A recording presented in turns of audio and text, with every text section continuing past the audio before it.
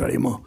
Deputy Secretary, many of us have raised the alarm about digital assets and illicit finance, particularly after Hamas's horrific October 7th attack. You wrote to this committee last November, you've referred to that, warning about gaps in our illicit finance framework around digital assets. Briefly, tell us about those potential gaps. What are the risks if Congress fails to act to prevent terrorists and drug traffickers from exploiting crypto? Senator, I think I appreciate the ways in which the committee has met with us and worked with us here. The greatest risk we have today is that as we take actions like the 55 sanctions we've placed on Hamas since October 7th, and we monitor their activities in the formal financial system, they are clearly going to try and move to get money through the informal system, which includes cryptocurrency. While traditionally what groups like this have done is move money by hand and by courier, which is slower and harder to do, cryptocurrency gives them a route that is easier to do and in lots of ways allows them to get faster access to these currencies. That's why we think it's essential that we get the tools that we have called for in this proposal and that many senators in this committee have sponsored legislation to give us. And obviously we want to continue to work with you on that. November last year, President Biden met with Chinese President Xi to talk about efforts to counter the fentanyl trade. Secretary Yellen just concluded a trip to China, and Presidents Biden and Xi spoke last week. We also know, as we've seen many times, China's promises don't mean much. What is the administration doing to hold China to any commitments and to take action if they fail to follow through and crack down on fentanyl precursor suppliers? This is an issue that is top of mind for us and top of mind for the Secretary in her conversations with her Chinese counterparts. We've made very clear to the Chinese that it's not in their interest for precursor drugs to be sold in the United States, but if they don't act, we will. And we are prepared to take actions against those precursor companies. Fundamentally, our goal here is to make sure that those precursors don't end up in places like Mexico and then turn into the drugs that are sold on our streets. Disrupting that network is top of mind for the conversations we're having with the Chinese, but we're also looking very closely at intelligence to see if they're taking the actions that they've promised to take. If they are So how do you show it's not in China's interest to do that?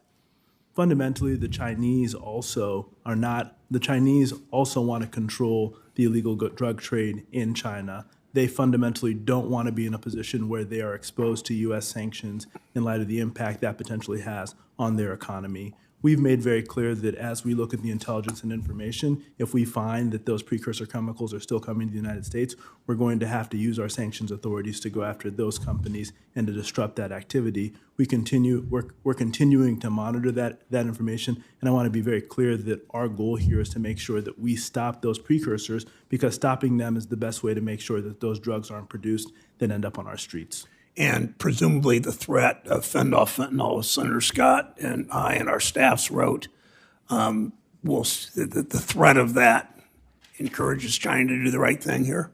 It's quite helpful to have congressional action that you are thinking through that could be done here in light of the fact that it not only impacts foreign countries, but it impacts these criminal businesses, because ultimately what they are businesses. The problem is they're engaged in an illegal business, and the more that they see that Congress is interested in giving us additional tools to go after them, it helps us better dissuade people from entering into this business and allows us to stop them where they stand and to make sure they don't have access to their money, which is their ultimate goal. Last question. Our unprecedented sanctions on Russia have resulted in the equivalent of hundreds of millions of dollars in Russia's central bank reserves being frozen. Despite that, Russia continues to find ways to access things it needs to continue its brutal attack on the Ukrainian people, whether that's revenue generated by oil sales to China, India, drones, missiles from Iran and North Korea, goods transshipped through third parties. All of this made worse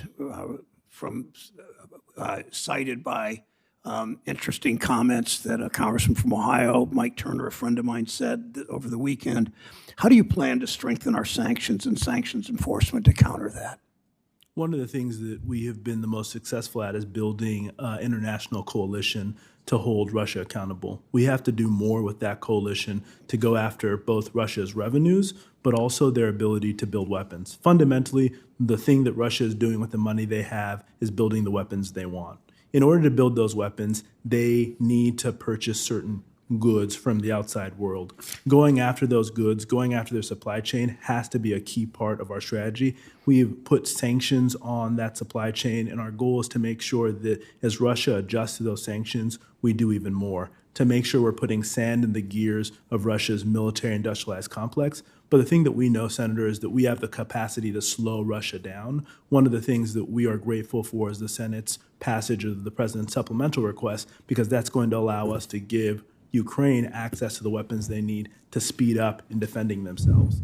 But we're going to continue to do what we can to make sure that we reduce Russia's revenues and reduce their ability to build weapons using our sanctions. It's key that we do this in a multilateral way, because what Russia has become adept at doing is trying to find ways to evade our sanctions by not using the US dollar, but using the international system. And the more countries that are part of our coalition, the better as we go after Russia, both in terms of revenues and their supply chain.